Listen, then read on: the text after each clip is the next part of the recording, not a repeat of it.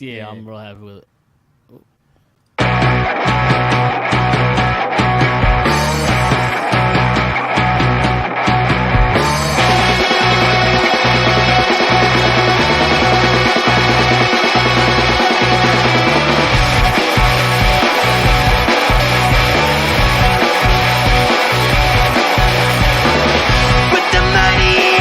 Put it under your name. I lost my fake ID.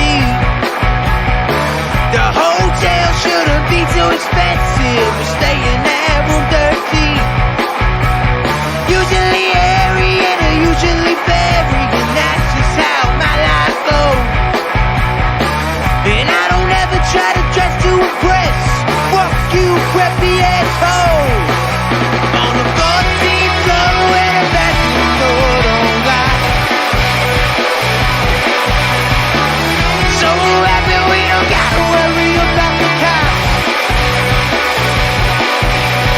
We could all get arrested for this, but when the police mix, I don't give a shit tonight. Alright.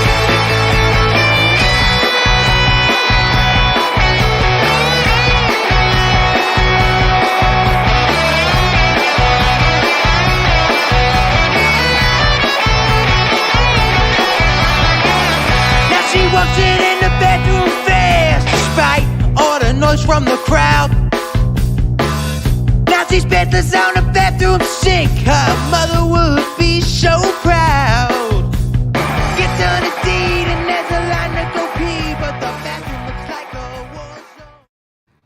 Welcome into episode 19 of Phired Up, presented by the Belly Up Podcast Network. That's right, we've partnered with Belly Up Sports. More about that in a moment. My name is Mike Gilletto. Joining me, as usual, is Dom Console.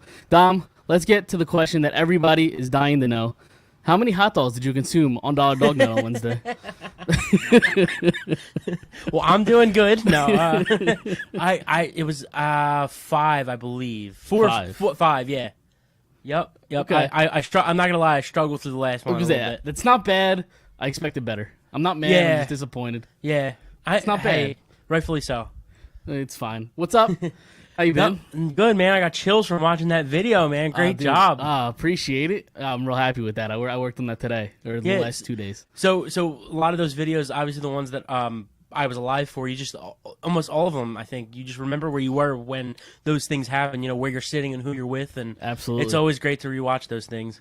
Absolutely, and it was so perfect along with the music too. But with, from the Mac Brothers, everything went so perfectly. For sure. So I did mention it. We do have a new partner, Belly Up Sports. We approached them last week. I think it was like a day or two after last week's show. Yeah.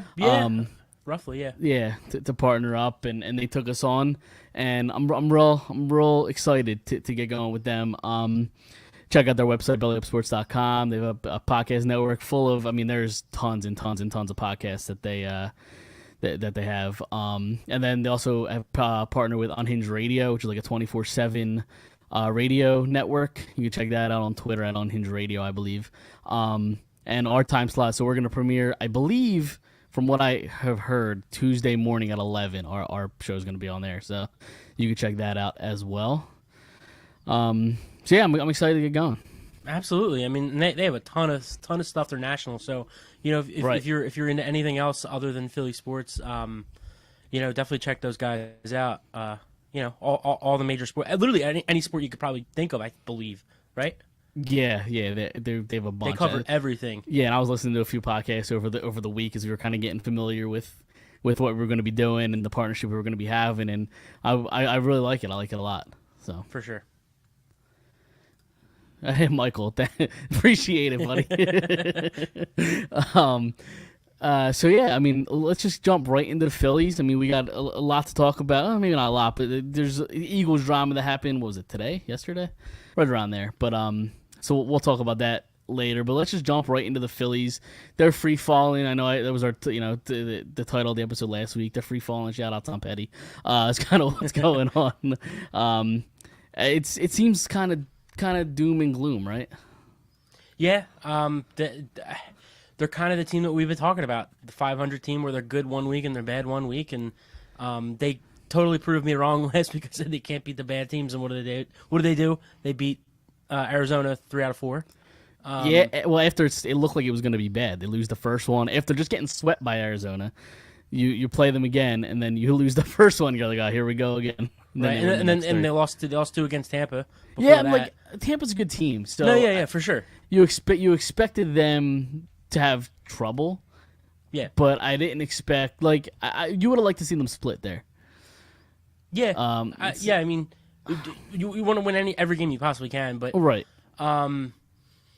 Yeah, they're number one in the AL East. I'm sorry. They're one of the top teams in the AL, so they're deep.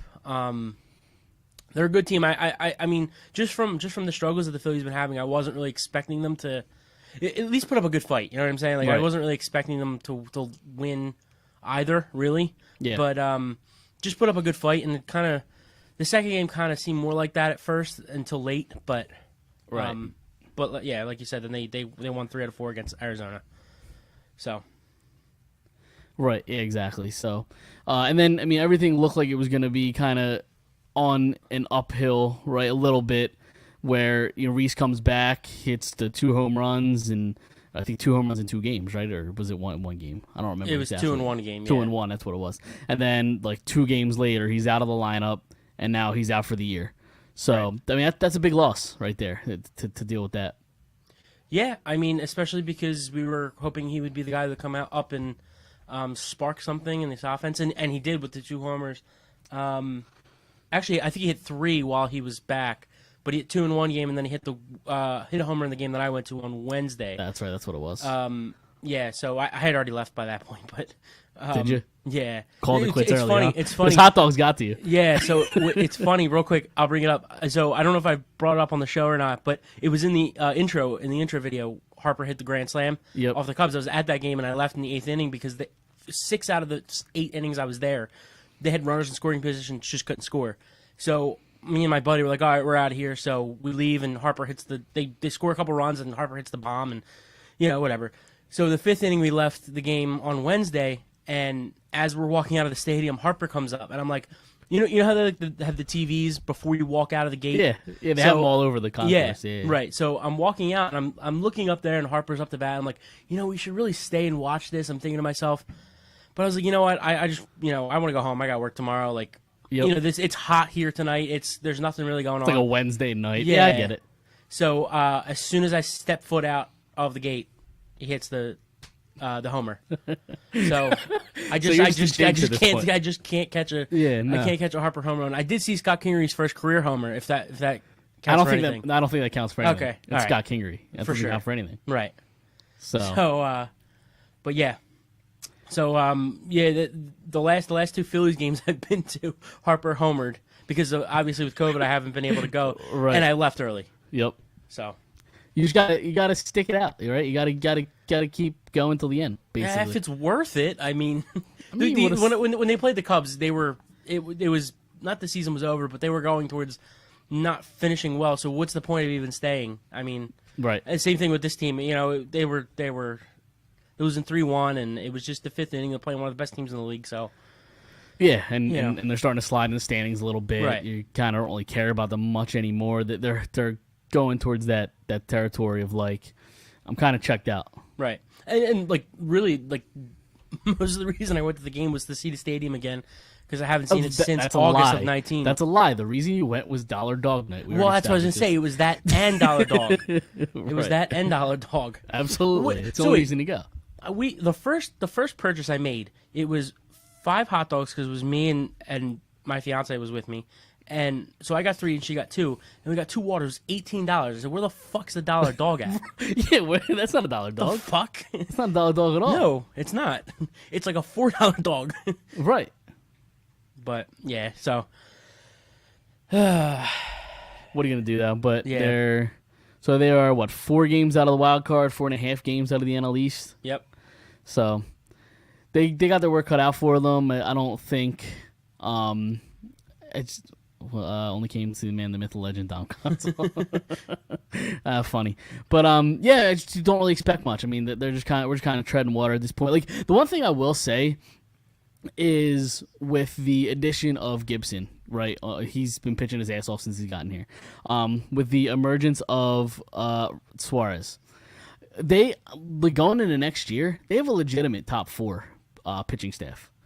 Right. I mean, we got Wheeler, Nola, Suarez. If you can continue this, and Gibson. I mean, you probably need another guy in there, maybe a 3 guy, so you could push Gibson and Suarez back to the 4 or 5 spot. But I mean, that's my only bit of optimism I have right now. Okay, so I was actually going to bring that up and ask you because I've seen it going around on Twitter. Okay. Was that having Nola, Wheeler, Kyle Gibson, Suarez, and Eflin as your 5? Oh, that's great going in the next year. But why does that excite you if it's the same thing as this year, the last 5 years, or whatever it is? It's not, because Gibson's something we haven't seen. I mean, before this year, maybe he was kind of not mediocre, but he was an average pitcher probably before this year. He's pitching his ass off this year. Who knows if that can continue? Well, that's what I'm saying. But what I've seen from him so far, he's a legitimate third pitcher that I don't think we've seen here, in a while. I just think he's having a really good year. It's possible. That's possible, and he can make me look like an idiot next year. That's definitely possible. And I think Suarez is exciting just because he's ever since he took the. I mean, even in the bullpen he was really good. But yeah, you see, I mean, he went in the starter role and he's just been dominant in the starter role for sure. And I'm a big Suarez guy. I think he belongs in that 4 or 5 role next year. Right. But I'm just not gonna put all my chips into Kyle Gibson next year either. No, I'm not either. He's going to be 34 next year. He's going to be 34 in October. So, I don't know if I put all my chips in that, and then, I still don't know what Eflin is either, because is he a good pitcher? Is he not a good pitcher? Is he a guy that just can't stay healthy? I don't know. So I want to go out and I want them to add pitching, as much pitching as they possibly can. I agree. Honestly. I think those 5 names, while they're not. That's not a great rotation. I think that's supposed to be a very good starting point until before you sign somebody. I think it's going to be that's a deep rotation right there, the 5 guys. Maybe you don't have a number 3, go out, sign a number 3, and I think you're going to have a really good rotation next year. Yeah, it just does, not that it does nothing for me. It's just these last couple years, I just feel like they've been trying to sell this to us, and it's just not sexy to me. I don't know. Well, maybe I'm wrong. I don't know. Maybe I'm wrong. I don't. Well, I'll tell you what. There's one thing. I disagree to a degree, because there's one thing they're not going to try to sell us anymore, because they can't, because it's impossible. Is Vince Velasquez. Vince Velasquez is not going to be here anymore. So I think that helps. Not having the back end guy of Chase Anderson and Matt Moore, I think, is going to help. So you're not going to have that trash pitcher that they're going to try to sell. Because I don't think that's what Gibson is. Gibson's not, I don't think, a bad pitcher. I think he's probably an average pitcher who's having a very good year. But he's not going to be trashed like a Velasquez, Moore, Anderson type guy. You're not wrong about that. But we're looking for that top guy, like another top guy. I don't know. I don't know if they need it. I don't know if they need a top guy. Have we not been watching the Phillies the last 6 months? I mean, they have a Cy. I don't know if he's kind of fallen off, but they had a Cy Young candidate in Wheeler. Yeah. So I mean, they have a top. That's guy. my point. Well, that's my point. They have a top guy, right? But they have a top guy, and you could argue Nola's a good too. He's pitching better in the second half. He's had a couple shaky outings, but maybe they don't need a top guy. I think you need a legitimate number 3. I just don't know how people see these 5 guys and say, yeah, we're all in. I'm not all in. I'm not all in. I said I'm optimistic. I'm optimistic for next year. No, I'm not talking about you. I'm just talking about people on Twitter. It's been going around. It's been going around the last couple of days. No, I understand, but I'm just saying I just don't understand the sexiness of it. It's good, but is it really going to put us over the top? Because that's what we need. We need not only do we need to win 90-something games. We need to win a division. We need, you know what I'm saying? Correct. Next year, I'd hope more so that they push towards a World Series than this year. But like I've been saying, this year I hope they just make the playoffs. I'm kind of hoping that we're not hoping for that next year. You know what I'm saying? One thing of optimism with the whole Gibson thing is they're 4 games out of first, right? Give or take. Right. If he's here for the first half of the year, maybe that's enough to pick you up 4 wins. You know what I mean? In the first half of the season, maybe you are in first place right now. It's not possible. I'm just saying. I just don't know. I just don't know. I don't see the sexiness in it. That's all. I just don't. I just kind of would really like them to get a nice top guy, like nice top of the end, like not top end guy, but like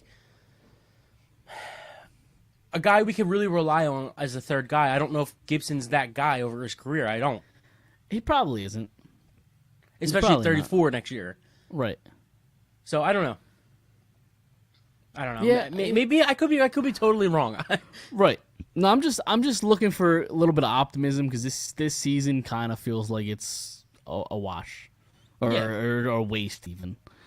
You know what I mean? Yeah, I don't disagree with that, but yeah, I'm hoping he could be the number 3 pitcher. I really am, and I hope that these 5 guys, if they do decide to keep these 5 guys as the starting 5, that they exceed my expectations. But I just don't want to keep feeling the way that we've been feeling these last 5 years, where it's like we're just waiting for Eflin, and we're just waiting for this guy, and we're just waiting for that guy. And Nola's been up and down in his whole career because he's had one great year, one bad year, one great year, one bad year. I'm so tired of the roller coaster with this pitching. I just want I want somebody to solidify their roles. Yeah, and I agree. They do need to go out and get the third pitcher. I just don't know if they need to start. Sure, getting out and getting a Garrett Cole type pitcher, right? It's one of those guys. Yeah, that'd be nice, but I just don't know if they need it. I think we've talked about it in the past. I think you need. I do think you need a third arm in the rotation, a number 3 guy. You need one dominant bullpen guy, maybe even 2 good bullpen guys, and you need a center fielder. I mean, that's kind of what it boils down. Those should be the 3 things you look for in the offseason. What do you do about left field? It's not as important, but yeah. If you could address all of them at once, then you do it. But I think those are the top 3 priorities. I agree. To address. I just don't know what the plan is going to be, because I think McCutchen has an option they can pick up or decline. They're obviously not going to pick it up, but no. Because at the game on Wednesday, I don't know if you saw the terrible drop he had. He's not a good fielder. Like that's what we've learned. It's bad. It's terrible. He's a terrible fielder, and not even really a good bat. So no. So, yeah, I think left field they're going to have to somehow put somebody. You're going to have to get somebody. Maybe they get it at the deadline next year. Right. But yeah, I was just curious what you think about left field. But yeah, if you can address it in the offseason, you do. I just think they have more priorities because you could slap anybody in the minors, whatever, like in left field. If you need to. Not long term, but not long term, but until you figure it out, there's just there are other holes they need filled. Okay. So what are your thoughts on Bryce Harper potentially winning an MVP? Because it seems like his name is still somehow, even though the team's sliding, still in conversation for an MVP. Like that's how good he's been. Well, yeah, I mean, I do think that he'll be up there in the top 3 till the end, but I really haven't seen what Tatis has been doing the last two or 3 weeks. He's struggled. Okay, so maybe he does pull it out. I don't know. Tatis being out of his natural position, could really hurt his offensive game. So maybe that has something to do with it. But if Harper just keeps playing the way he's playing, and especially if you can get the Phillies into mid-September and still be in the conversation for the playoffs, why not? On August 17th, Tatis's batting average was .297. It's currently 278. 297 to 278. Yeah, in 2 weeks. You can't 11 days. 11 days. You can't look up how many homers or RBIs he's had in those 2 weeks. In that 11 days, he's got 1, 2, 3, 4 RBIs, and that's it. Yeah. Wow. Okay. I mean, there's still a month left of baseball. So, he's got five hits total in the last 11 games. How many at bats? You're asking me to do math, Don. We're not a math pod. Not a math guy. No, we're not a math guy. I'm not going to add that up right now. Yeah, I mean, I hear what you're saying. He's been struggling the last 11 days. He's been struggling the last, and that's all. I only have the last 11. It might even go more beyond that. Right. I know he's been hovering around 300, but right now he's got a 278. So he's been struggling the last 2 weeks. Harper isn't going anywhere. He's leading the National League in OPS. He's been really good, and he's batting .301. I think right now is his batting average. Right. So I don't know if he's gonna win it because I think the RBI totals I think will keep him down. I disagree because I disagree in the sense that there have been MVPs in the past, especially in the last 10 years, that have under 100 RBIs. Like McCutcheon won an MVP with under 100 RBIs. If he doesn't win an MVP, then what do you think the reason is? That somebody was better, probably. But for what reason? Like you could look at average. Harper's average is better. Well, it's not just Tatis. I don't think. I think there's two other guys in the race that aren't being talked about necessarily. Who else? Do you have names? Yes. This one's a little crazy. I don't think he's going to win it. Nick Castellanos. Okay. He's been crushing. I think he's hitting over 300 or just around 300. 2 weeks ago, I know he's hitting 315. You know, his homers were up, his RBIs. He's got a 318. Yeah. So 72 RBIs. Yeah. How many homers? 28? I don't have that. 29? Right. Okay. So I think he could be in the conversation, especially as the Reds are like 24. red hot. Okay. So I think the Reds are red hot, and I think he's got he's in the conversation, and and also our boy in Atlanta, Freddie Freeman, he's up there too, in my opinion. Yeah. 296, 296, 27, and 70. So yeah. I don't know if the NL MVP is going to hit over 100 RBIs. Right. It might not. So it might not, unless Tatis gets it. But what I say is he's just been struggling so much. Right. I just don't see how it'll happen. He's got 78 as well RBIs. Right. So I don't even know if the NL MVP is going to hit over 100 RBIs. This has nothing to do with what we're talking or NL talk. AL. Did you see who's having a sneaky, crazy freaking year in the AL? That I don't understand how he's not in the MVP. Well, there's conversation. There's two guys that are dead stone cold in the MVP rate. It's not those two. One of the guys is an absolute lock, and it's a travesty if he doesn't win. That's Ohtani. He's the clear-cut winner. Him. Number 2 is Vlad. Is having an unreal year as well. So it's not him either. Who's your guy? Salvatore Perez. Oh yeah, I just saw he has been crushing. I think he hit his 5th home run in 5 straight games or something like that today. He's got 38 homers, and I think nuts. He's got 94 RBIs. He's hitting 276, I think. It's like mid to late 30s too, right? He's about mid-30s, 30, 31, 32, somewhere around there. He's not even gonna sniff the MVP, but no. When's the last time a catcher won MVP? Sneaky, yeah. I don't even know. Has that ever happened? That is a trivia. Do you have trivia this week, or did I don't? I don't. We are doing this a little early. I guess we should have said that at the top. We're doing this a day early because you have a fantasy football draft you have to attend. I have a fantasy football draft on Monday to attend. Yes. If it wasn't a live draft, I would do both at the same time. Well, that could have been fun. We could have done a live show during your draft. Right, but it's an in-person draft, so it's not possible. But going back to Salvatore Perez, I mean. I think it was a homer today or yesterday. He hit a moonshot. Did he? A moonshot, yeah. And I'm looking at I saw it on Twitter. I didn't even know he was killing it right now. I saw it on Twitter, and they were like, Salvatore Perez is having a sneaky good year. I saw his stats.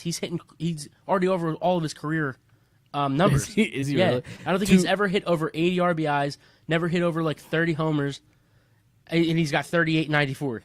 Yeah, he's 277, 38, 94, and 1 stolen base. So there you go. Oh, there you go. And do you have his age or? He's 31. 31, yeah. I knew he was around 30, 31, 32.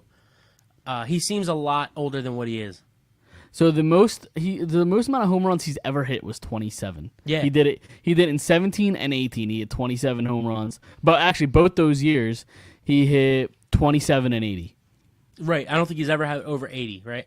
Correct. Yeah. He's at 27 and 80 in two straight years, and this year he's got 38 and 94.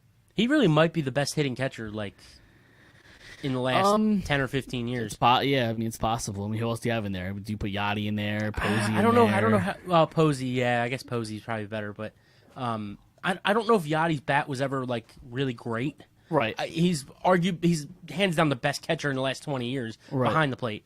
But I forgot about Posey, so it's probably Posey. I'd have to look at Posey's stats, but... Yeah, probably Posey. I mean, some would say JT now, but you look at those stats, he doesn't compare to. No, doesn't compare to those numbers. Right. I don't know if JT's ever hit 27 and 80. No, I'd be surprised if he did. So, now I'm gonna look it up because now I'm curious.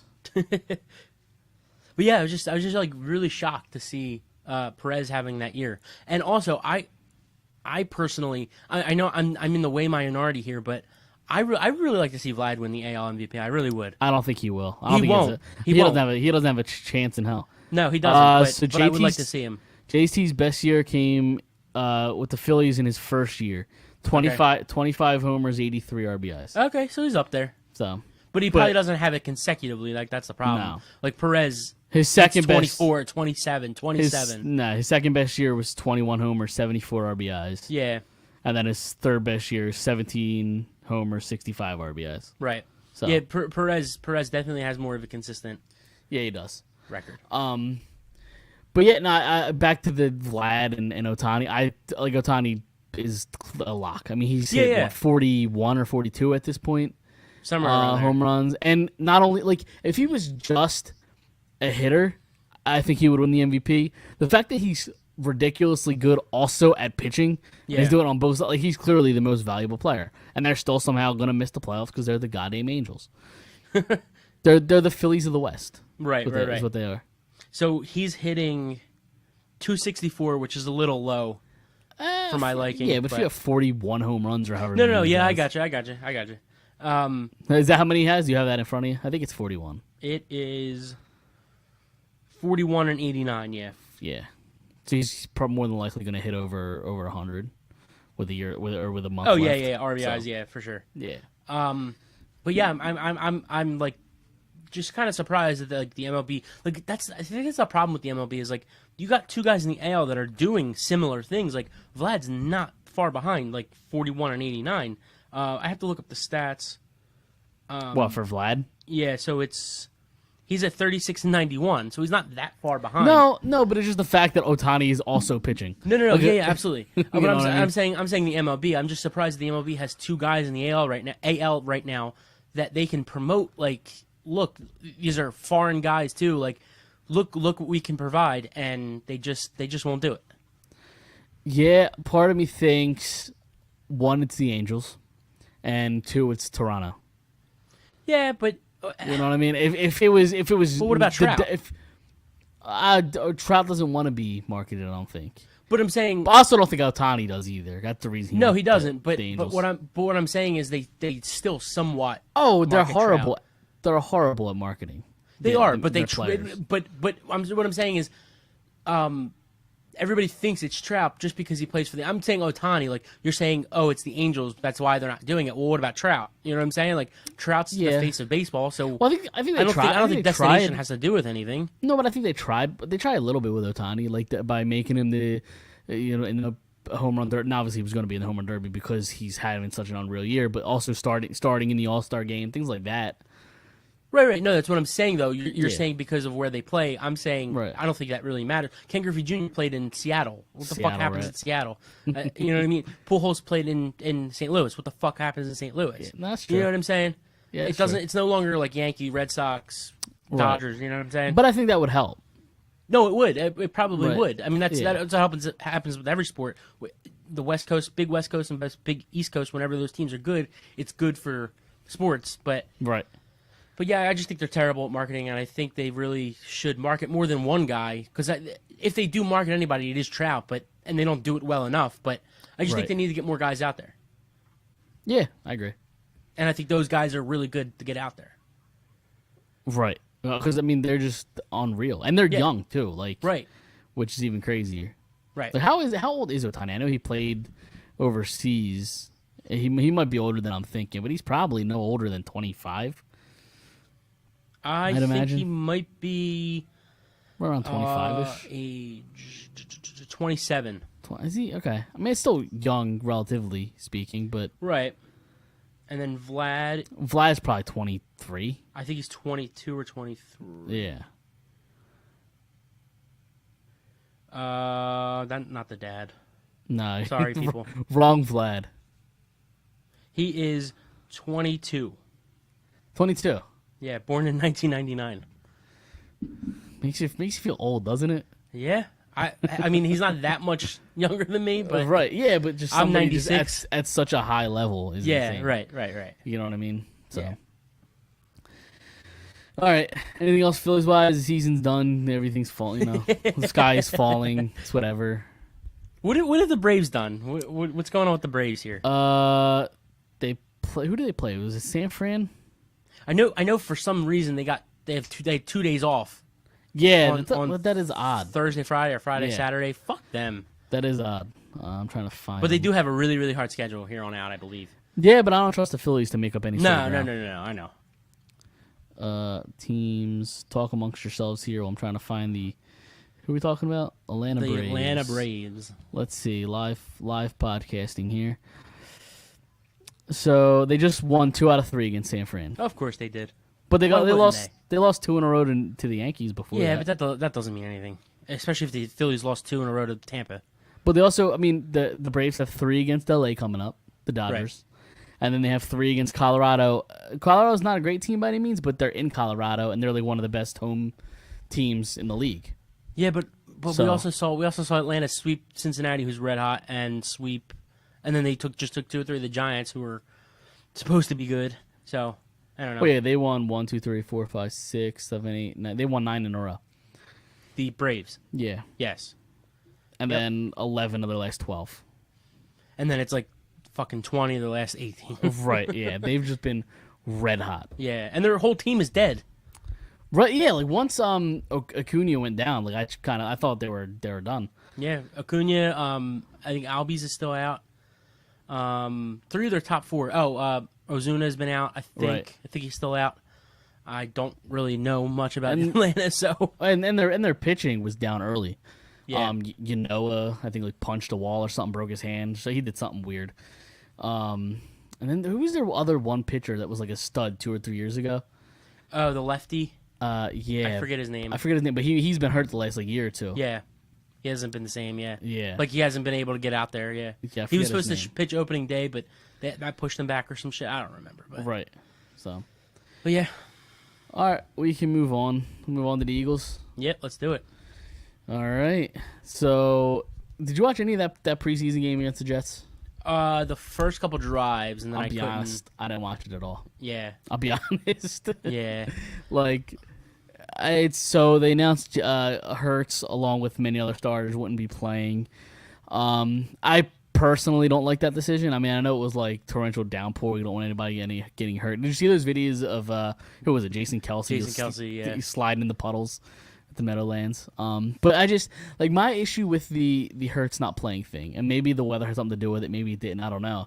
But like, he's played two series, right, in the preseason. 2. Yeah. You're gonna tell me he's gonna be prepared? He's going to be prepared. I'm telling you, It's practice. it is though. so overblown. It is but so it's practice. overblown. It's practice. But he's been playing since he was fucking 5 years old. Like so- as long He's as you been have, playing in the NFL for 3 weeks. I hear you. But what the fuck does that mean? They rookies come out and play, and I'm not calling him a rookie. I'm just saying rookies come out all the time and play right away. Yeah, and you know what rookies do? They play in the preseason. Okay. So He's play not in a the rookie, preseason. though. He's not a rookie, He's pretty though. much a rookie. No, he's not. Pretty He much played a rookie. 5 games last year. He's pretty much a rookie. You're wrong, but He's basically a rookie. he's not a rookie. He basically redshirted a year. He's basically this is He basically played 5 games. It doesn't count. How does it not count? Okay, and he wasn't good in those games. He was good in the first half. He wasn't good in the second half. Okay, he was But good that 2 doesn't. out of 5 but, games. but that doesn't mean it'll translate to this year. No, but in order to get better, you need to get work. Preseason is so overrated. It is not even funny. The That's why there's collection- 3 instead of 4. No, the collection of games is overrated. I agree, but you still need to get work to get better. Dude, I'm telling you, if they didn't feel like he wasn't ready or he needed to go out, he would be out there. he does not need preseason. He doesn't. All right, fine. We'll see if he comes out. You know, their first game in two. Let me ask you a two question. Sundays from now. Let me ask you a question. What? Go ahead. Finish No, your thought. I'm just saying, like, we'll see what happens in 2 Sundays from now when he looks flat as hell. I'm not a Jalen Hurts fan. I think he's gonna fucking stink. But I'm just saying, I think the whole like having to play preseason is a little overblown. Couldn't he get better by having preseason games? By having why? You don't think he get better at all? No, he is what he is. Okay. He's going to stink. So I hope he doesn't, but I think he will. That's what I mean. Okay. But let me ask you a question. Did you think Wentz had a good rookie year? Yeah. From what you remember off the top of your head. Yeah, a rookie year, yeah, decent. A rookie year where you're sitting there and saying, okay, I'm confident for next year. Going forward. Yep. He played 5 snaps his rookie year in preseason, got hurt, and didn't come back until week 1. So what I don't understand what the having to play preseason is. It's literally for money. Like, that's all it is. Like, the owners have it because they want to make money off of selling popcorn. Sure, I get it. It's just I just think it's overblown. I just like the guys being out there and playing. That's all. I don't think it's unreasonable. For 2 series? No, I would have them play more, but that's just my mentality, I guess. I just don't see risking the injury. I think they should scrap preseason altogether and just have joint practices. I think I said that last week, but that's just me. Yeah, I don't think him playing in the preseason makes him any good, any better, any worse than what he is. I think he's just going to be what he is and very mediocre. All right, well, now that we're optimistic. It was supposed to be an optimistic show. Yeah. Well, no, not really. I mean, everything going on, it's whatever. Right. So then it was after that game, I think, right? The morning after, they announced a trade with the Jaguars, right? Where they trade for Gardner Minshew for a 6th-round pick, which could turn into a 5th if he plays 50% of the snaps in 3 games this year, which is a very specific set of things to happen. Right. So if he plays in 100% of 2 games, they don't get it. Or if he plays in 40% of the snaps in 8 games, they still don't get it. So wait, again, not a math guy here. Not a math guy. You got to slow it down for me a little bit here. No, I'm just kidding. But I don't I guess so. If he plays in 40% of 8 games, they don't that pick doesn't upgrade. It's a very weird set of rule there. But I doubt he would play 40% of 8 games. Well, no, I know. No, I mean, yeah. No, I understand what you're saying, but yeah. Yeah, I guess that's how it works. It's got to be specific, right? But enough of the little detail. What do you think about Gardner Minshew and what he brings? It's fine, I guess. He's a nice backup quarterback. Is he a backup on this team? You think? Yeah, he's above Flacco. Because Flacco actually didn't look bad. No, I don't think he's above Flacco yet. Okay, that's fair. I think since they made this trade, he's still got to learn the playbook, and it's going to take him a couple weeks to kind of get it all together. So if Hurts goes down week 1 or week 2, I think you're going to see Flacco. But I think this is a long-term thing too. They have him for the next 3 years, I believe. So or they have him under control for the next 2 or 3 years. So I think it's more of a long-term thing than it is now, like a now thing. I don't think they're totally happy with what they've seen from Flacco. They're definitely not happy with what they saw from Mullins because they cut him. They cut him right away. I'm a big Mullins guy. I'm not a big Mullins guy. I'm not a big Mullins guy anymore. He let me down. I'm telling you. He You looked me in my eyes. I did. At the practice and said, this guy's got a shot to be QB1. I should have just left. I did not say that. Left. Did I say that? Just left. You did. I don't think I said that. You absolutely did. I don't think I said that specifically. I think I said, I'm telling you he's QB2. And I said, but wouldn't surprise me if he comes for Jalen Hurts' job. Okay, guess what? I'll give it to you. That's what you said. It's still asinine. Yeah, I'm an idiot. That was dumb.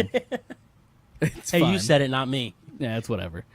But I think I agree with you in the sense of it's more of a long-term backup quarterback. Yeah. Right. So because say they do play Hurts this year and it doesn't work out. Say week 10 comes around and they're saying, okay, we have 2 wins or 3 wins. We're gonna go with Minshew at this point. Or if Hurts comes out and they go 500 or right under 500, or Hurts just doesn't show you that he's the guy, you scrap him next year. You have Gardner Minshew as your backup, and you draft a quarterback. So now next year, going in the next year, if you get rid of Hurts, you have the rookie quarterback that you just drafted with Gardner Minshew. Gardner Minshew can start you a couple games until that rookie quarterback's ready. So I definitely think it's a long-term thing. Right, and he's still young. He's 25 years old.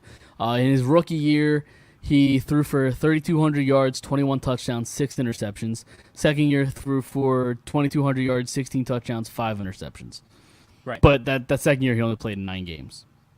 So I do think I understand why people love him. I think he's okay. Like I'm not sitting here saying like, yeah, we got Gardner Minshew, like all the Delco trash are saying, but because that's what he looks like. It looks like.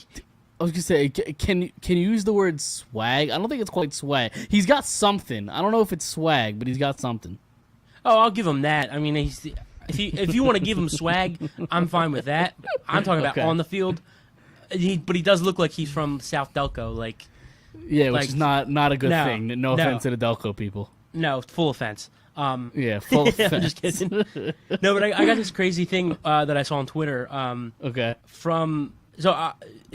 The person who tweeted at Football Kelly, Carson Wentz goes down. Nick Foles goes on to be Super Bowl MVP. Nick Foles leaves in free agency on a big deal with the Jags. Gardner Minshew takes Foles' job. Jalen Hurts takes his Wentz job. Minshew is traded to be Hurts' potential backup. The NFL is weird.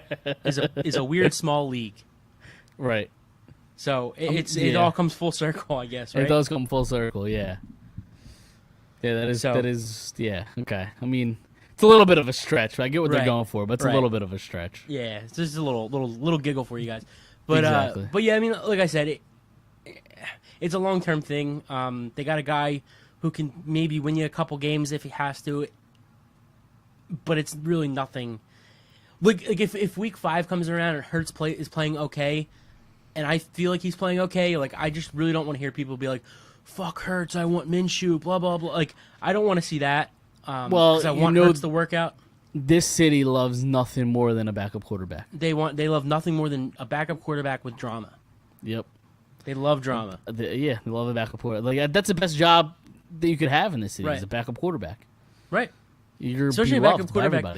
Especially a backup quarterback that you come in to win a game or two, and then you do that, and then you go right back to the bench. Like, exactly. You'll never have to buy a beer in the city again for whatever reason. Not at all. You're a backup quarterback. Jeff Garcia. Yeah. Michael Vick when Cobb went down. Yep. I mean, the list goes on and on. Now we're going to add... Well, we didn't even bring up the biggest one, Nick Foles, but... that name is retired on the show. We're moving on. Now we're going to replace it with Gardner Minshew. God forbid. Yeah. I'm gonna hang a Nick Foles jersey back here so we can officially retire the number and we'll just never talk about it again. His name is retired. Yeah, we'll have the funeral. Yeah, exactly. Let's pour one out for Nick Foles. There you go. So, there's really nothing else going to Eagles wise. They haven't released. When's the list of cuts due? I forget. It's coming up soon. I'd imagine before Labor Day. Yeah, it was. I think Tuesday, Wednesday, maybe. So we'll see what happens there. And then there was rumor today that Deshaun Watson, right, reportedly wouldn't waive his no trade clause to come to the Eagles. Deshaun Watson is an absolute loser. Let me just say that right now. He's a loser. I mean, who is he to have any? First of all, I didn't want him in the first place. Right. But who is he to? He's in the middle of this whole sexual assault thing that he's going on right now. He's demanding a trade to his current team. He did that 6, 8, 9 months ago, however long it's been. In what world does he have saying where he wants to go and being able to pick what he wants to go? Like, just go. Not that I want him anyway, but he just doesn't have any leverage. Deshaun Watson annoys me. You seem a little offended. I'm not offended. I am. Yeah, well, I don't care. If you don't want to come here, you don't want to come here. No, but, fuck him. Yeah, whatever. Why wouldn't you want to come here? Because Gardner Minshew's the backup quarterback, and we love backup quarterbacks. Would you really want to come here? Like, I mean, over Denver, yeah. I mean, I know it's Miami, but like Miami. Yeah, I wonder what he wants in Miami. Right. the strip clubs and the massage parlors and the list just goes on and on. I wonder what he wants in Miami. Right. That actually makes perfect sense. Right. If I'm him, if I want to clear my image, I want to go as far away as possible from Miami. I thought you were gonna say if I were him and I wanted to declare my image, I'd want to go to Miami, like sarcastically. No, not at all. Yeah. Send me to like San Francisco. I don't No, you gotta go to like Green Bay, where Yeah, it's even nothing better. happens. Yeah, that's Buffalo, where true. nothing happens. Yeah, that's true. I mean, at least Denver is like a pretty cool city. Like, what the fuck happens in Green Bay or Buffalo? That's true. Fuck the Buffalo girl from cheese Boston. and wings. Cheese there you and go. wings. There you go. All right, that's got to count for something, though, right? Yeah. Have you ever seen? Not to get off topic, but have you ever seen outside of Lambeau Field? It's in like a neighborhood, right? It's like in the middle of. It's like is it a suburb? Yeah. I don't know. Yeah, I believe it's like a suburb because like they have lawns and shit. So like, Is it basically like if you put a stadium in the middle of like Delco? Yes, exactly. Like white trash, kind of like people come like. I'm sorry, I keep shitting on Delco. They deserve it. It's fine. But no, we love Delco. We love our Delco fans. But yeah, dude, it's crazy. Like people just walk outside and there's a fucking stadium, like mowing his lawn, and there's just fucking nuts. just like history right there. Yeah, exactly. But so that's where Deshaun Watson should go. There you go. not to Miami. No, not to Miami. It's the God last forbid. place. That's the last place he should go. Did you ever see Ballers? Right, exactly. every episode, they're on a fucking yacht with 30 girls half naked. So It's a great show. it was Or good. was a Yeah, great show. Yeah, I liked it. Yeah, it was good. You got any take on Deshaun Watson, or can we move on? I'm still where I am. I was last couple weeks. Let's just stay away from this one. Yeah. Let's see what Hurts is. If he's not the guy, we go draft a quarterback. We go trade for another quarterback. Whatever. But I just think we stay far away from it. It's Right. better that he doesn't want to come here because then we don't have to sit here. Because I'm not gonna lie. Like I've had the dilemma where I really want the great quarterback because I think he's a great quarterback. I really want the guy, but like I don't because like his just character issues. Like, what happens? And I've told people before, like, what happens if it does settle and he does get 4 or 5 games suspended, and then he comes back and he does it all over again. Like, Right. What? Just because he got suspended for 4 or 5 games doesn't mean he's going to stop doing this shit. Oh, I had people tell me, oh no, it'll stop. Yeah, because you want Deshaun Watson, the football player. I do too. But I'm just not going to take that chance with the character issues. I'm not. Right. But what happens if he does move on to a new team, and you never hear about this ever again for the rest of his career, and he turns into a Hall of Fame quarterback? I think it's unfortunate, and Shit happens. Shit happens, and look, if it does happen that way, it's unfortunate, but I still think we did the right thing. Yeah. You just can't take the chance with scummy people. Yeah, no, that's fair. And like I'm still not sold. Like I think Deshaun Watson's a good talent. I'm still not sold that he's some crazy franchise top 5 quarterback though. I really have to look at his numbers. His numbers are good, and granted he's been in Houston, but like he's like a 500 quarterback. If you're a top 5 quarterback, you find a way to win more than 4, 5, 6, 7, 8 games every year.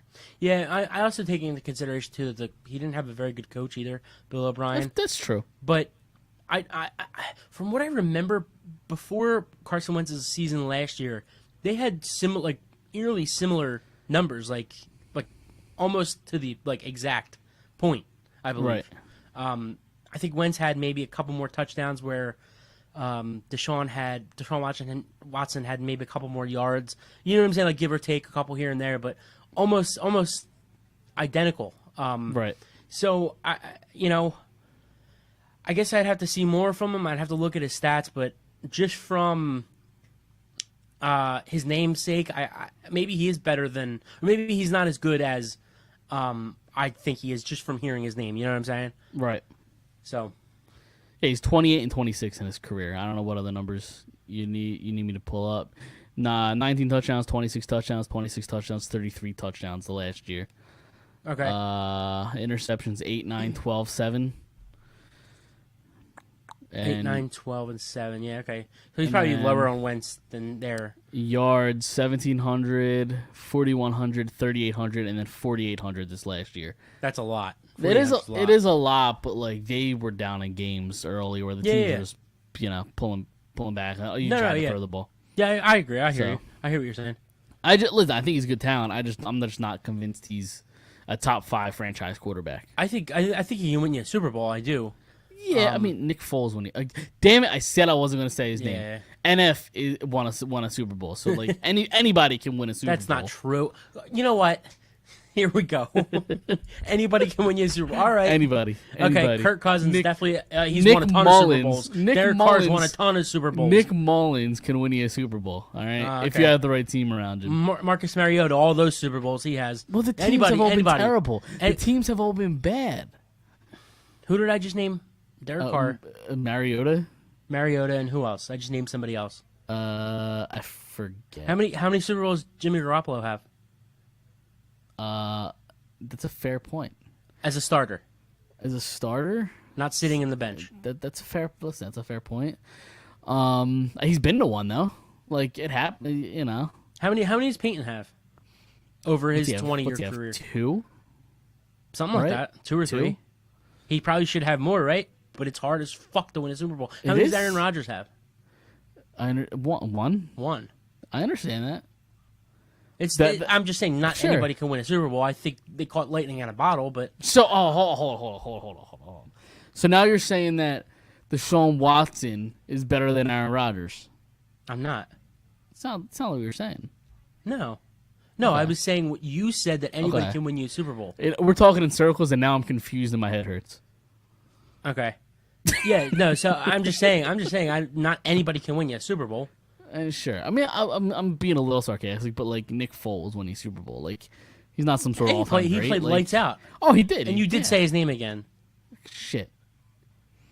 All right, you're right. I got. We should just retire this conversation. We should. We'll move on here. Anything else Eagles-wise before they, before we move on here? I mean, they play the first game in 2 weeks from today against the Falcons. Any take that you have there? Not really, other than the fact that I am pumped. I am ready to go. I might suit up myself and play. One last question before we move on. I forget a few weeks ago when you gave your win total. How many did you give? 6? 7. 7. Because it was 6.5, so I said 7. With anything that you saw during training camp, preseason, whatever, is your number still the same, or do you have a different? Well, take? the only reason I had them at 7 was for fun.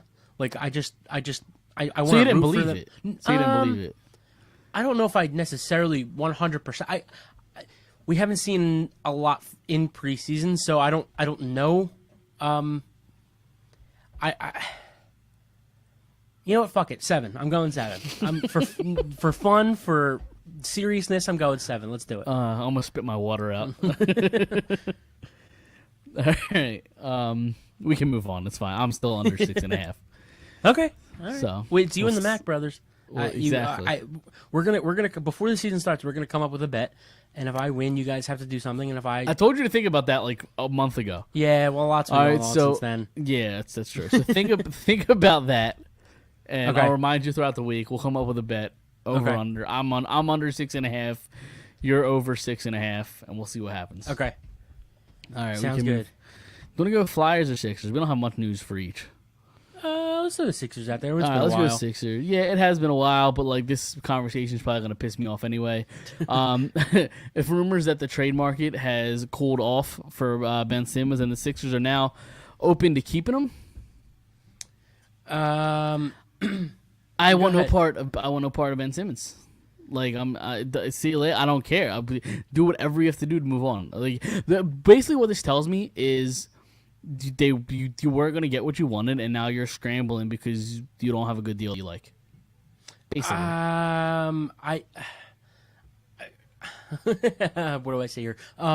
So I think it's still a trading tactic. I do. I don't know how much it's actually working. I don't think they want him. I don't think he really wants to be here. But on both sides, it's unfortunate to where it just might have to happen that way. Right. I'm not saying I disagree with you. I'm just saying, from the standpoint of the team and him, I don't see him being traded at this point. If it hasn't happened yet, it's August 29th. the season training camp starts in September, I guess, right? The end of September. It's going to be tough to trade him in the month, especially because the guy everybody wants him to be traded for has basically said right now wants to stay put in Portland. So Beal's not going to be traded. Luka just signed his extension.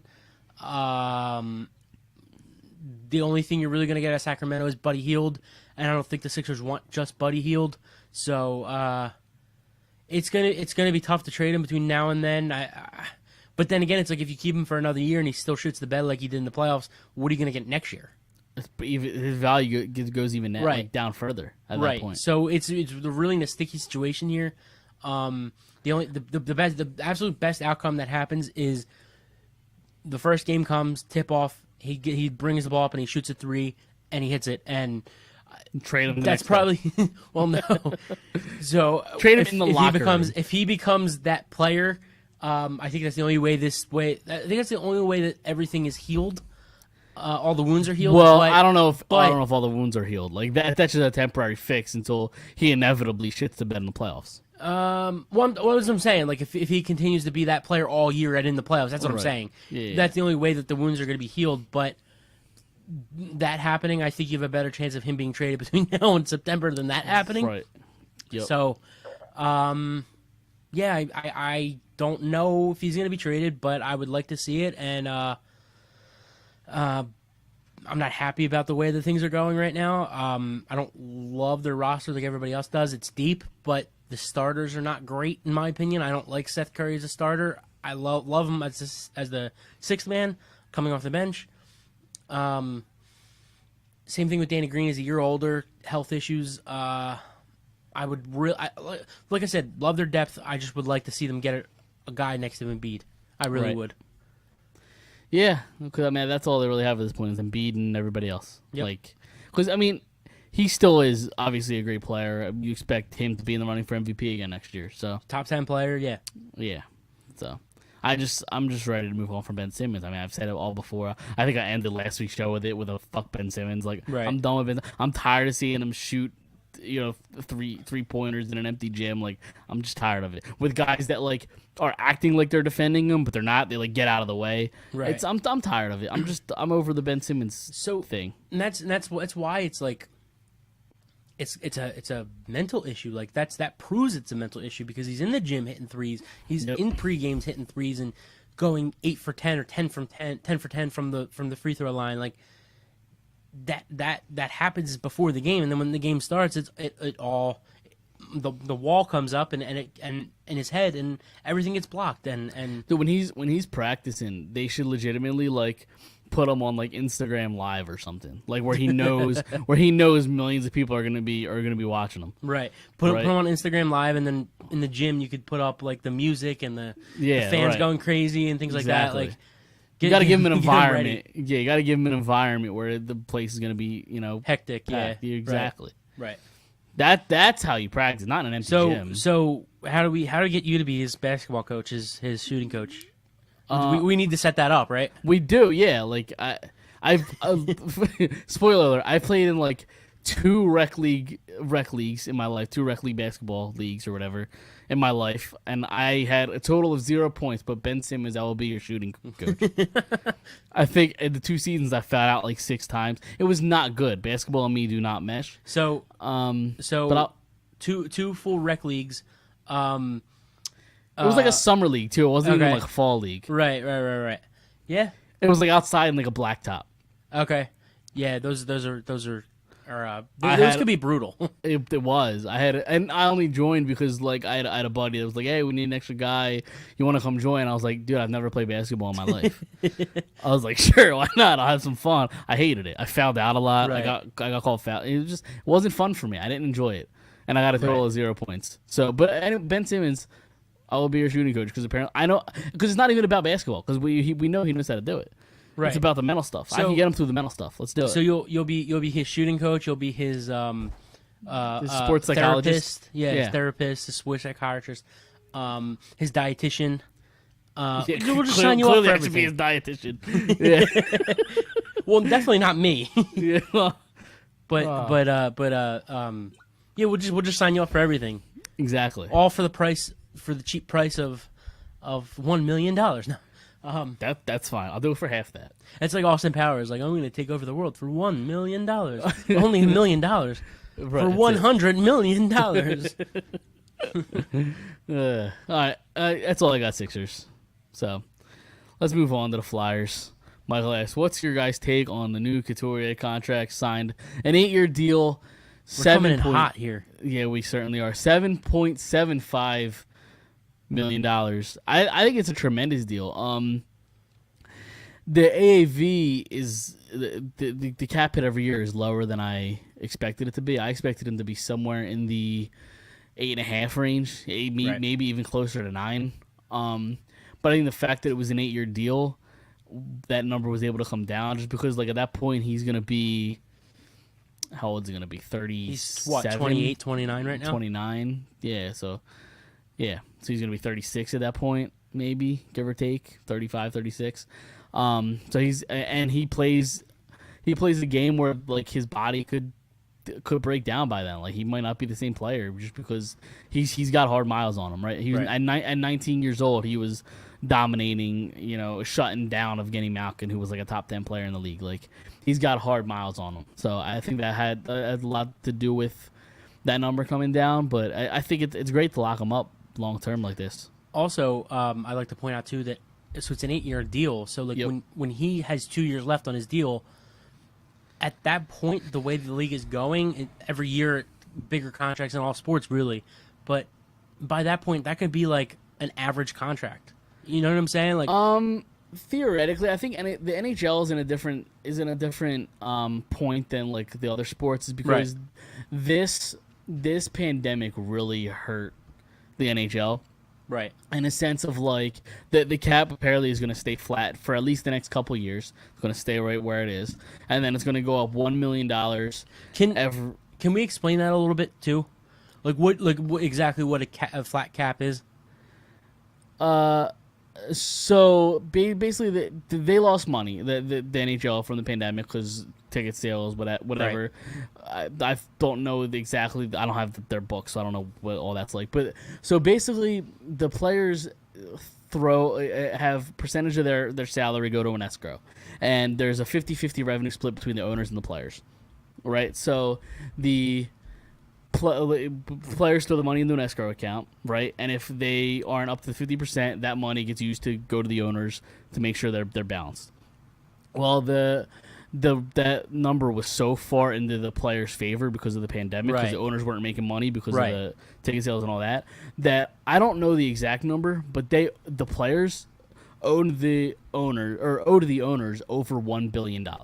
Jesus Christ. So basically what had to happen was the cap has to stay flat, so this way the owners can make back some of that money, because of lower cap, the players get paid less. If the cap goes up, the players are going to get paid more. So that's their way of the owners making their money back, small increments, until I think they said 2027.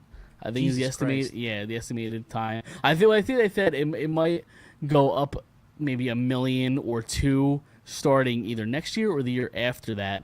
$1 million per year until 27. Okay. And then I think that'll be the next, like, maybe $3 or $4 million, something like that. But it's expected to stay flat for a while, and it's really just a money issue at this point. When Seattle was coming in, everybody expected the salary cap to go up because you have all this money coming in from the expansion team, because like the expansion cost is like $700 million or something like that.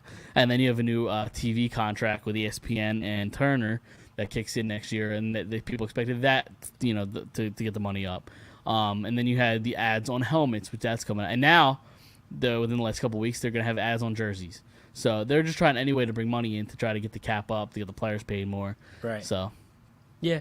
And then going back to the Couturier thing, I also think it's a good enough deal too, where, if you have say if he does have 2 years left,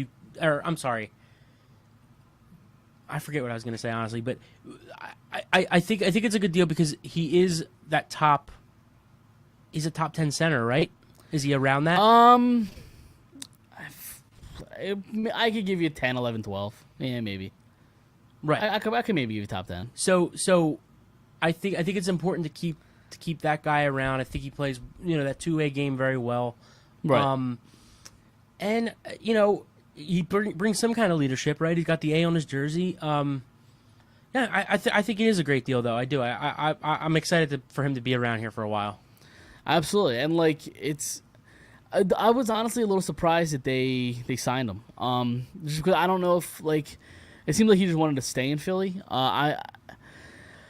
He did or didn't? Did this Okay. this contract? I really expected him to wait it out because last year the deal. I expected him to wait it out to see if this team is good next year. Right. Because there's obviously a lot of moving parts, a lot of things happen in the offseason. I expected him, and I expect the same thing with Giroux. I expected them both to wait it out, see what happens at either the trade deadline. If the team stinks, you ship them both off. Or if the team stinks and they don't trade you, maybe Fletcher gets fired, and you're like, this is a revolving door of coach and GM. Maybe I want to get out of here. So I expected them both to do that. Obviously, it's not going to happen with Couturier because he's here for the next 8 years. But Right. I expect something similar with Giroux, where I think he's going to wait it out. For that reason. Yeah. I mean, apparently, reports coming out. I think it was on Friday that they're going to wait till the end of the year. Yeah. To try to come up with a new deal. I would really hate to see him go, though. I really would. Yeah, it would be a bummer, but I would get it if Yeah. I think he's going to see what the state of the team is in. Right. You know what I mean? If he legitimately if this team makes it to the conference finals, right, and they go and they lose in 6 or 7 games in a hard-fought series, I think Giroux will be back next year. Right. If they miss the playoffs, I don't think he's back. Yeah, it's tough. It's tough. It's a tough pill to swallow if that is, if that is what happens. Right. The name rights of the division. That was last year, right? They didn't do that this year, did they? The NHL so broke they sold the naming rights to the divisions. Did you see the new names? Is Michael breaking news to me? Did they do something that I didn't see? I know they did that last year with the 4 divisions. I don't know if they did that this year. Maybe they did. So yeah, and then anything else, Couturier, before we move on? Because they made one more signing. No, good. They signed Derek Brassard to a 1-year deal worth $825,000. Steal. Depth signing. He's going to be a 3rd or 4th line center for them, and maybe Right. even in the press box some nights. He's cheap. He's been there before. He's a veteran. He knows what it takes. So go ahead. I was going to say, if you get the absolute best out of him, as your 3rd or 4th line center, he might put up 10 or 15 goals. That's solid for a third or 4th line center. And he could play any forward position really. Yep. I think he came out and said last year, or the year before, he played the wing, and he really liked it. He says he's a very versatile guy, so it's always good to bring in. Right. And then his best career year, and I know he's a lot younger then, and he's not this player anymore, but under AV in New York for the Rangers in 15-16, I think the year was. Year, yeah. Yeah, it was 27 goals. Yep. I didn't see the points, but yeah, I mean, so it's always something to look forward to. Oh, it's published. Honda West, Discover Central. Oh, that was last year. Because they're going back to their original divisions. So that was when they did the realignment for the COVID, Michael. So, yeah, it was last year. I was gonna say I thought he was breaking news. I was like, wait, what's going on? So yeah, I mean, again, depth signing. So they really are doing a good job of bringing in leadership, right? No more young guys. No more, waiting for potential. And I think this signing is similar to the Keith Yandel signing in the sense of if Cam York is ready to go night 1, cool, it's Cam York's job. If not, we have Keith Yandel there who we know is going to be ready. This is the same thing for Morgan Frost. If Morgan Frost is ready, the 3rd line center role is probably his. If not, Derek Brassard, it's you. Where do you see a couple of these young guys other than York and Frost, like Ratcliffe and Ratcliffe's an AHLer at this point. Yeah, so Probably, it sucks, man. He's 6'6". Yeah, that really sucks. yeah. I mean, he could get there eventually, but his skating isn't good. Yeah, but how about what's his name? Wisdom. Zayd Wisdom. He's young. Zayd Wisdom. Yeah. He's young. I think he's gonna be. He seems like he's gonna be a nice little player. He plays his ass off. Right. He's only about 18 or 19, right? He's 19. Yeah, because. Well, then how's that gonna work if they sign him to the Phantoms? He's got 2 more years, right? Yeah. Before he's got to. He's gonna be a restricted free agent, and Right. then there's certain rules where the contract can slide a year. The NHL contracts are confusing as hell. Right. But I believe he could play in the AHL. So usually, what is Michael saying here? Okay, I need to know your stances, Drew. Your take on him, or do you think we have a shot this year for the playoffs? Yeah, and I think they definitely have a shot. I mean, they got better. I mean, their big issue last year was defense. I'd be disappointed if they don't. Like, Yeah, I think that yeah. if you playoffs are right, if you don't make the playoffs, Fletcher gets fired, Vigneault gets fired, trade Giroux, and start from scratch. right, with Couturier being your centerpiece. Right. That's why you went out and got Ristolainen, why you got Ellis. You know. Right. That's the only certain thing. The only thing we're certain about is Couturier is going to be here For a while. Yeah. for a while. Right. We don't know about Absolutely. AV. We don't know about Chuck Fletcher, Giroux, anybody else. But Couturier is going to be here for a That's the while. only- We know that's that. right. Exactly. So. What was I talking about before that? I got sidetracked. It happens a lot to me. I don't remember. The young guys, Cam York. Oh right. Oh yeah. Zayd Wisdom is what I was talking Right. about. So he usually when you get drafted and you're 18 and you come over from or you play in the Canadian juniors, you aren't eligible to play in the AHL. They made they made a waiver because of the COVID and Right. the OHL wasn't happening. So he was able to play in the AHL. Now typically in his second year he wouldn't be able to as well, but he but they said that players that played in the AHL last year can play this year. Okay. So I think he is eligible to play in the AHL this year. So then he since he is in the AHL, with these COVID restrictions that have been going on, he's still going to be a restricted free agent in 2 Correct. years, right? Yeah. Correct. Yeah. Okay. I It's- didn't know if that it's- changed with COVID. No, it's with the COVID rules and stuff. With the like you said, the no. guys You're a coming into restricted play. free agent. You're a restricted free agent. I think it's until you have 6 or 7 years in the league, or you're 27. I think Okay. whichever comes first. I Right. believe. So say in 2 years he signs with, let's just say hypothetically, he signs 2 years with a big club. He's up here.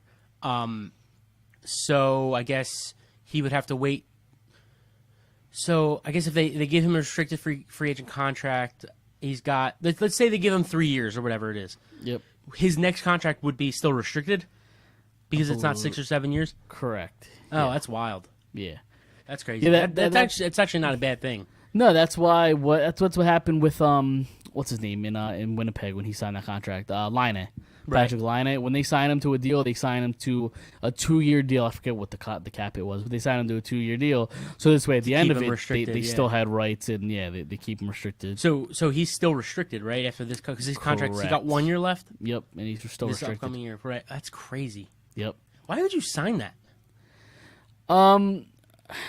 Well, I guess if you only have an option between 2 years or 10 years, or 8 years, whatever. Right. Yeah. Well, some teams just can't afford it. Like if Right. if your price is say $6 million at 2 years where I'm still a restricted free agent, if they're offering me a third year where hey now you're gonna buy a UFA year on me, maybe that number from 6 goes to 8 or 9, and the team just can't afford it. Right. Because theoretically, the more amount of UFA years that you buy, the more the price goes up. Right. So Okay, not a All math right. guy. no, we're not we're not a math pod. That's for damn sure. All right, you ready? You ready to get out of here? Yep. So again, doing this a day early. It's Sunday. I got work in the Yeah, morning. I was gonna say This it's past my bedtime for Sunday night. is way past my bedtime. So, but yeah, I mean, everybody can go check us out at Phired Up Podcast on Twitter, Facebook, YouTube. Look for us anywhere you get podcasts: Apple Podcasts, Google Podcasts, Spotify, Belly Up Sports. You can check them out. I'm really excited about that. And on Apple or Spotify, I don't know if Spotify does it, but Apple, leave a rating, leave a review. Let us know what you think. So we will be back next week. I think next week we're going to be back, right? Same original day, Monday. I believe so. We got nothing going on. I Right? do know it's Labor Day, but I should be good. That So is true. Yeah, I think we'll we'll talk about that off. Yeah, off we'll the figure air. it out. We'll figure it out. We'll be back next week at some either point. Sunday, Monday, Tuesday, whatever. Well, one of those days. We'll be back at some point. Before we get out of here, I just want to say we had our fantasy draft with Drunk on Broad. My team's winning it all. It's not even a competition. So Oh my God, here we go. I'm just saying. I was gonna read our lineup, but it's already an hour and 15 in, so we won't even do that. Unless is that what you're pulling up Let's right do now? it. Fuck it. Fuck it. right, Fuck fuck it. They it. can they can listen for another couple We got minutes. we got an extra 15. All right, come. We'll see how trash Mike's team is. So let me go to the app. Hold on. You're projected to get smoked.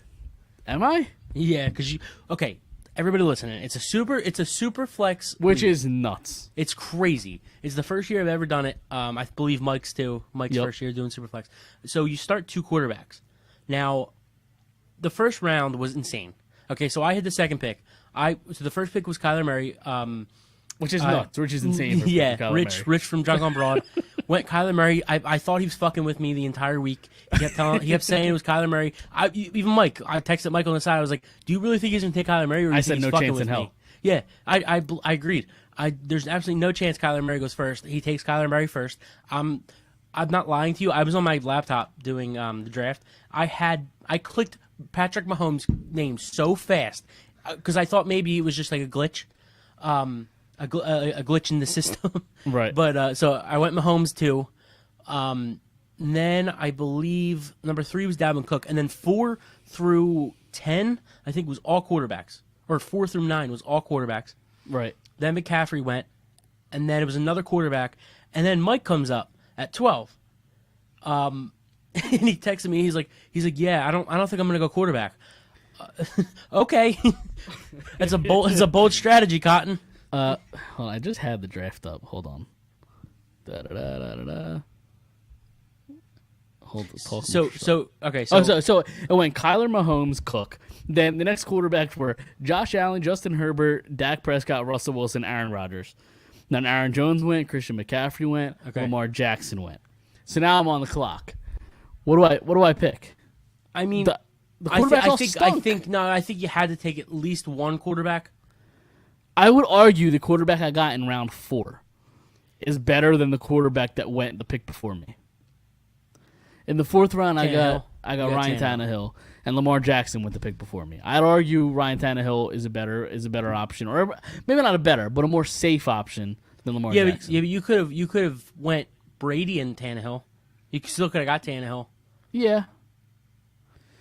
I'm just saying it was a bold strategy. So yeah, okay, but Derrick Henry's like one of the top 3 to 5 running backs in the league. So I hear you. I went with Derrick Henry, and then I went with the best tight end in the league, in Travis Kelce. Yeah, I got you. I mean, you got a good quarterback. I just think it would be great if it was your number 2 quarterback. My number 2 quarterback blows. But so here's my team. I'm going to read off my team. So again, you start 2 quarterbacks. It's a super flex league. There's a couple more flex positions. I have Mahomes, Nick Chubb, Josh Jacobs, DK Metcalf, Mike Evans, Tyler Higbee. I believe that's his name, right? Tyler. Yeah, something like that. Yeah. Juju Smith-Schuster as my flex. Corey Davis as my other flex. Kirk Cousins is my second quarterback. Yeah. I'm not happy about it, but Ugh. I know. It is what it is, though. It got thin. And then the Dolphins defense, and then I don't think we're gonna read our bench. It's up to you. I don't care. All right.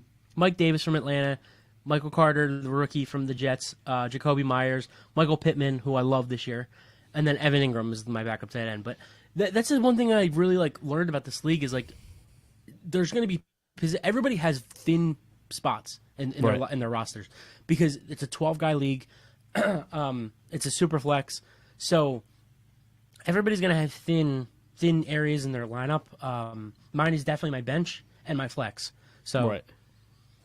All right. So now my lineup, which is better. I think it's better all around. I'm just gonna say it. I disagree, but quarterback Ryan Tannehill, Derrick Henry, James Robinson, Odell Beckham Jr., Keenan Allen, Travis Kelce, Antonio Brown, Damian Harris, Trevor Lawrence is my second quarterback. I'm really banking it. The rookie's going to do something. Colts defense, and then another rookie quarterback, Zach Wilson. Jamal Williams, Chuba Hubbard, which will probably end up dropping, to be honest. Cole Beasley, and Mike Gesicki. Yeah, it's hard to have a good bench. It is. Yeah. So my bench for any stinks. team in a super flex. So Yep. my bench is bad too. So it is what it is. I think you have a nice team. It's not better than mine, but We'll see what happens. we'll see. Yeah, We'll see what happens. yeah, yep. So, all right. I got my other draft on Monday, and then I get another draft after that, the Wednesday after Labor Day. So Well, that other draft you do is nuts too. It's like a 2-point PPR, Monday. which is nuts. Yeah. yeah, Monday it's an 8-man league. My brother-in-law runs. It's 2 PPR. Quarterbacks are big, receivers are big. The running backs who catch a lot of passes are big, a lot of receptions are big, like the Dalvin Cooks, the McCaffreys. And then obviously like the guys like Devontae Adams is going to be a first-round pick. Diggs is probably going to be a first-round pick. Tyreek Hill. Right. All these guys that you probably will get in the second round. Maybe not. Adams is probably a first-round pick, but Diggs and Tyreek Hill are probably second-round picks. In a regular league, they'll be going early. Right. Because it's a 2 PPR. So. Yep. All right. Let's get out of here. We'll be back at some point next week, and we will see you guys later.